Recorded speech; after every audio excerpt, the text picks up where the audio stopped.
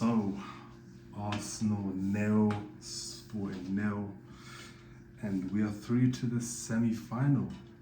Same stage as we did last year, probably in more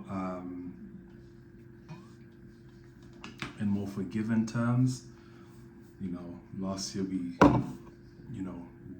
faced PSG in the semis, and I think from the first leg, I just knew we ain't beating them.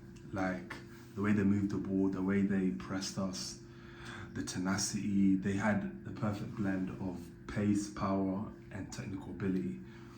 And I just knew from that, even though it was 1-0, I just knew, we ain't doing anything.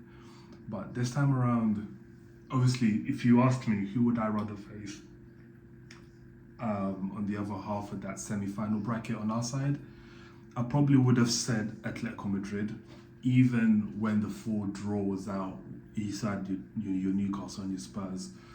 And the reason why I said I would rather not face those teams is because an all-English tie is actually a lot more challenging than people think. Obviously, despite obviously Spurs, being rock bottom, model rock bottom, but in the bottom 3, and obviously they're struggling for form, and Newcastle likewise, not so much in the bottom 3, but they've had a bit of an up and down season. So these English teams tend to be fairly challenging when it comes to having them home and away in the Champions League. And also it's too much. I don't want to see Newcastle, Arsenal, whatever.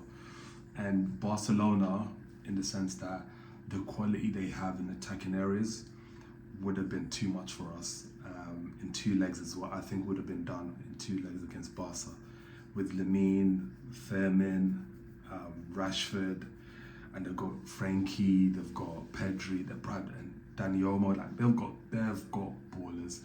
And if it wasn't for that red card yesterday again, they potentially take that to extra time, and you never know at that point. So, and it started quite well as well. 1 goal in inside the first 4 minutes, and what a goal by Fermin in that second one as well. That was a belter. But that equaliser by Lookman completely killed them. But anyways, going back to us, 0-0. Obviously, we Arsenal fans, we should be very familiar with these lot. We've played them quite a few times actually. Obviously, we had them last year, and also we had them not too long ago in the Europa League, where Ramsdale got done on the halfway line, and then we lost on pens, I think. Yeah, was it? Yeah, if you don't remember that one. But anyways, so how did we set up? Fairly well. I think this is probably the lineup you'll go with at the Etihad. And I think in terms of a more balanced midfield 3, it probably is more balanced than what we have. And I was actually thinking, I don't think we've ever seen Rice, Eze and Odegaard play at all. And I think the closest we saw to a very balanced is when we had Ethan and Eze and then Rice as a sitter. And I think that gave us a decent amount of balance in terms of you've got Rice, who's got the engine and the tenacity to cover ground really well. He's an exceptional athlete, Declan. And so is Eze to an extent. He's more of a powerful runner. And Ethan obviously has that, ability on the ball, on the turn, to be able to pick up and drive. And I can't remember what game it was. We did try that, but I don't think we've done Odegaard, Rice and Eze, which I think is even more balanced, because people overlook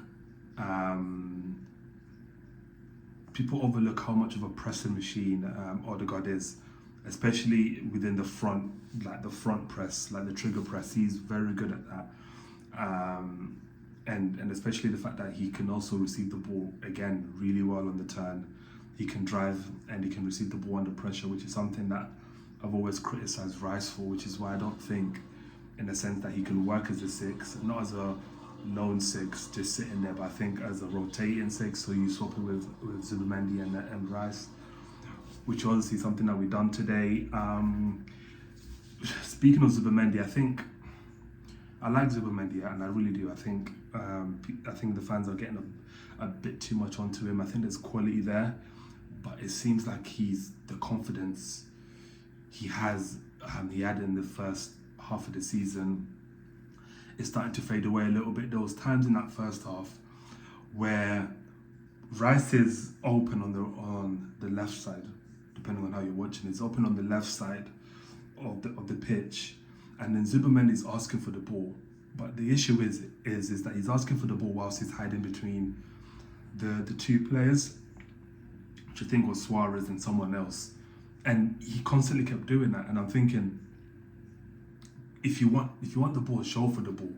You know, run into the space where you normally run into and receive the ball and pop it off. But there were so many times when you're effectively slowing us in distributing and playing out because you're hiding between two players. And if you watch it very closely, he done it for pretty much a good part of that first half. And Rice had to do a lot of the picking up. And I think it was a much better show in terms of the midfield, in terms of how we moved the ball, because again, you're not carrying a giraffe in there, and you know you're reducing the workload for Rice and Zubimendi in that sense, because Eze was getting onto the ball a lot more.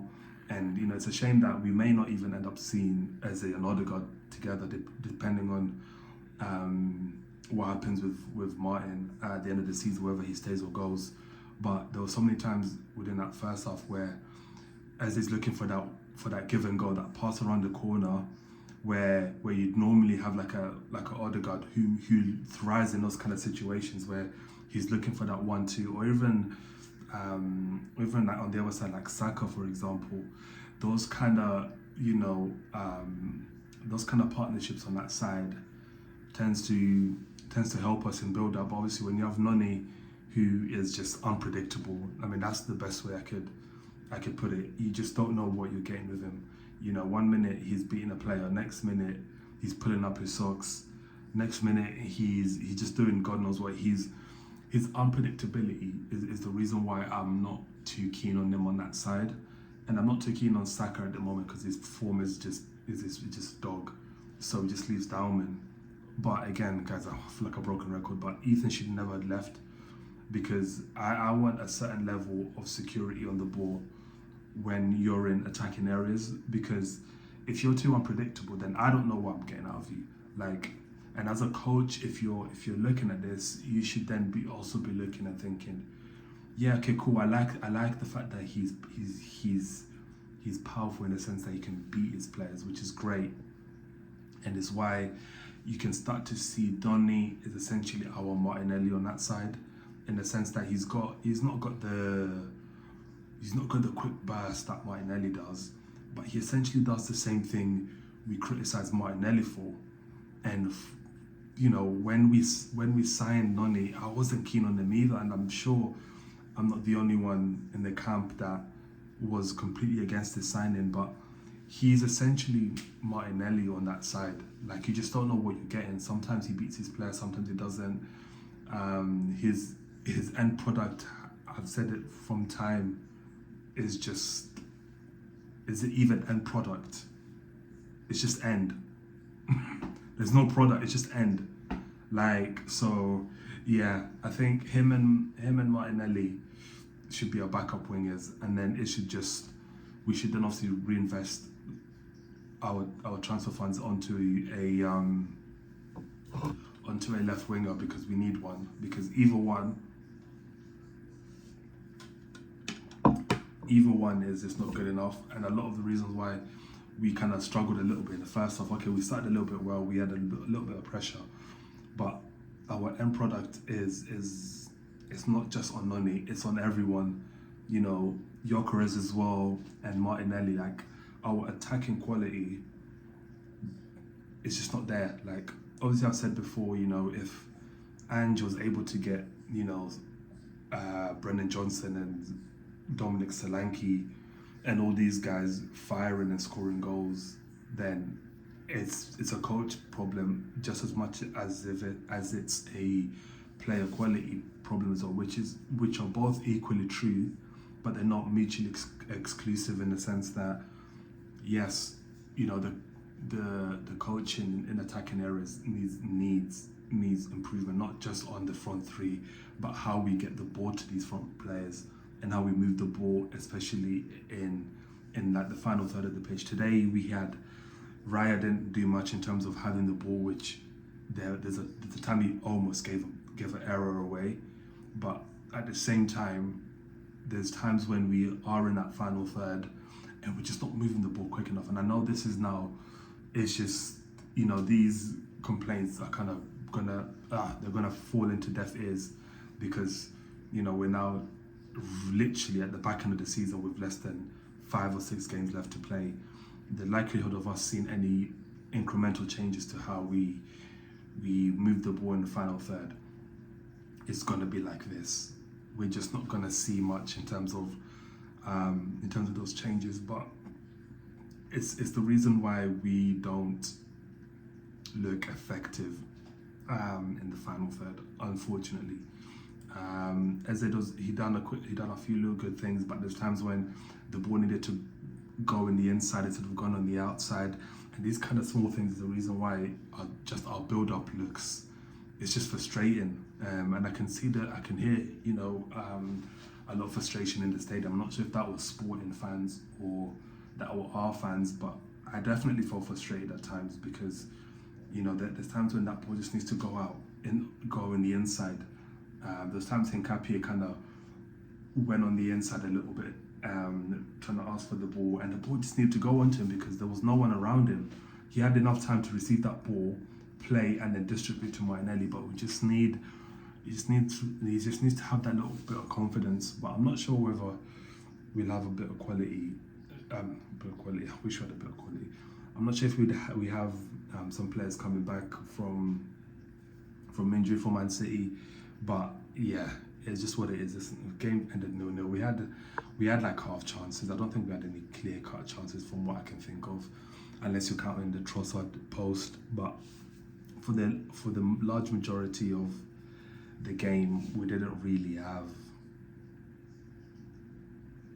have anything. But on either side, Sporting didn't really do anything to warrant us getting worried, in the sense that they didn't really cause much problem. They had a few chances here and there as well. The one that hit the post in the first half is the one that kind of I recall. But yeah, it was something in terms of, we started really well, but then we came back into our shell, and the same kind of problems would just reappear. Martinelli's not good enough to start, but neither is Trossard. Jesus looked alright, but you can't rely on him.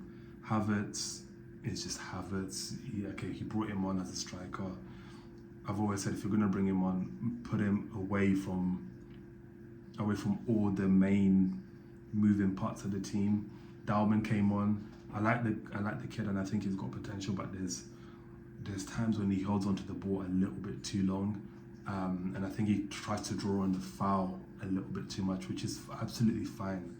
Obviously you can draw the foul and try and get the foul, but there's also times when you need to obviously move the ball, just release the ball a bit quicker. There's times when Maresca was on that side, with acres of space, and just need to go out to Maresca quickly.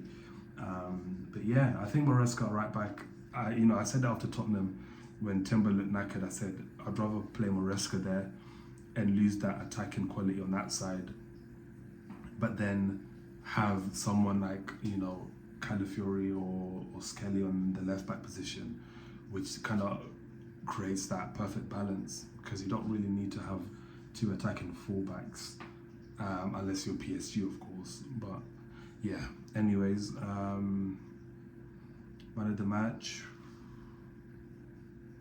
I thought Eze had a decent cameo. I thought Eze looked decent, and we kind of need him for the Etihad game, because he looks like he's the only player within our attacking players who kind of has that tenacious ability of him to just strike a ball and take shots when other players wouldn't. So I think someone like Eze we need. Noni Madueke went out injured, which is not great. Again, you'd have to start Noni. I don't think starting Max in the game like that on the weekend may do him any favors. So I think we're better off just starting Noni on that side. But hopefully we get a result against Man City, because obviously anyhow we lose, you know what the conversation is going to be like, and you know exactly what would need to happen. I'm seeing a lot of noise now about Mikel. You know, he's under pressure and all these things, and it's the first time in a while that there's this amount of noise about his departure. So we'll see how that goes.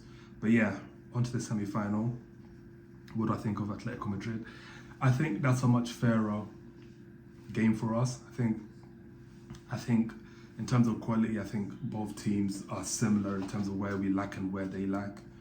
And I think it'll be a decent tie. Obviously, we played them different atmosphere, different level of pressure when we played them in September. So we'll see how that kind of fares now. I think we can get past Atletico Madrid. I saw them against Spurs. I wasn't entirely impressed with them. I thought if Spurs had just had that bit of quality, if they had Kulusevski and James Maddison, I think they could have possibly gone through. I think, and even with the Barca one, so we'll see how that goes. They're still a very good team, and they also have some serious players who can cause us a lot of trouble. So we'll just see how it goes. But anyway, guys, I'll see you at Man City, hopefully with a smile on my face. But we'll just see how that goes.